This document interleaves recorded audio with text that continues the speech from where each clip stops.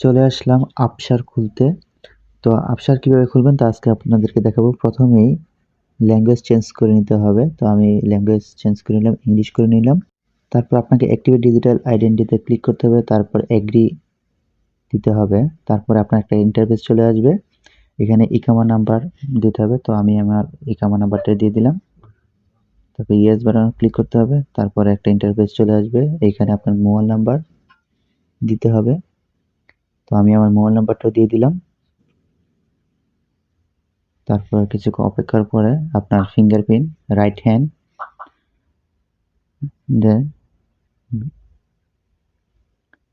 তারপরে লেফট হ্যান্ডে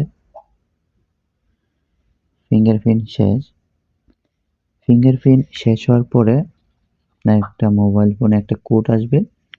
সেই কোড দেখে এখানে কোডটা বসায় দিতে হবে। তো আমি কোডটা বসায় দিলাম। বসায় দেওয়ার পরে এখানে প্লিজ অ্যাকসেপ্ট টার্ম কন্ডিশন নামে অপশন আছে, না টিক মার্ক দিয়ে দিতে হবে। তারপর অ্যাক্টিভেট করে নিতে হবে। তো এই পর্যায়ে আপনার রেজিস্ট্রেশনের কাজ শেষ। এখন আপনাকে আপসার হওয়ার জন্য আবেদন করে নিতে হবে।